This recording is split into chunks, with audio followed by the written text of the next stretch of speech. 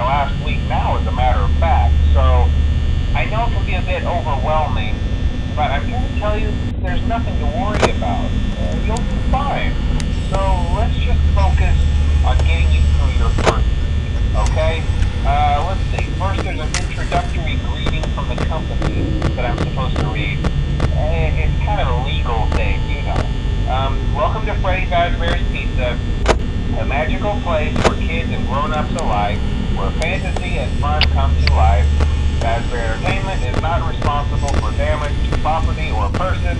Upon discovering that damage or death has occurred, a missing person report will be filed within 90 days or as soon as property and premises have been thoroughly cleaned and bleached and the carpets have been replaced. Blah, blah, blah. Now, that might sound bad, I know, but there's really nothing to worry about. The animatronic characters here do get a bit quirky at night, but do I blame them? No.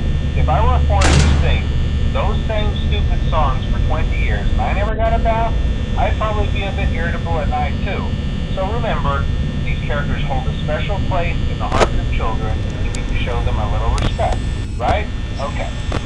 So just be aware, the characters do tend to wander a bit. They're left in some kind of free roaming mode at night. Something about their servos locking up if they get turned off for too long. They used to be allowed to walk around during the day, too. But then there was the bite of 87. Yeah. It's amazing that the human body can live without the frontal lobe, you know? Now, concerning your safety, the only real risk to you as a night watchman here, if any, is the fact that these characters, if they happen to see you after hours, probably won't recognize you as a person. They'll most likely see you as a metal endoskeleton without a costume on. Now, since that's against the rules here at Freddy Fazbear's Pizza, they'll probably try to forcefully stuff you inside a Freddy Fazbear suit. Now, that wouldn't be so bad if the suits themselves weren't filled with crossbeams, wires, and animatronic devices, especially around the facial area. So you can imagine how having your head forcibly pressed inside one of those could cause a bit of discomfort and death. The only part of you that would likely see the light of day again would be your eyeballs and teeth that pop out the front of the mask. Yeah, they don't tell you these things as you sign up. But hey, first station of the breeze. I'll chat with you tomorrow. Check those cameras and remember to close the doors only if absolutely necessary. Gotta conserve power. Alright, good night.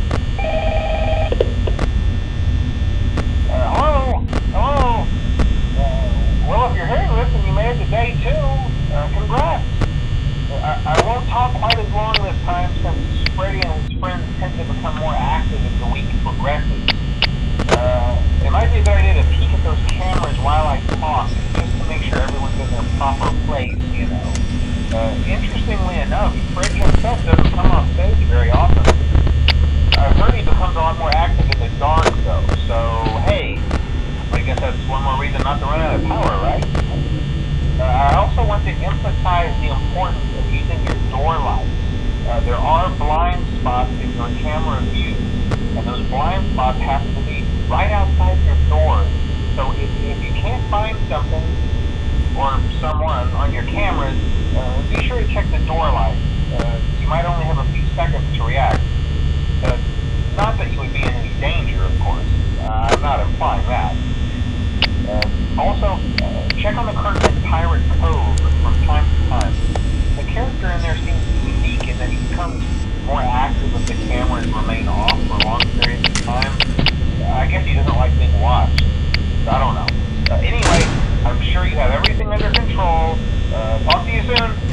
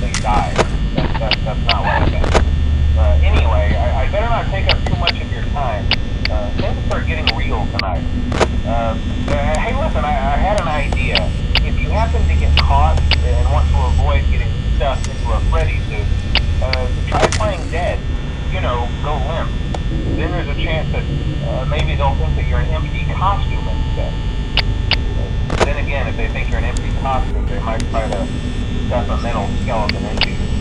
I wonder how that would work. Yeah, never mind. Scratch that. That's just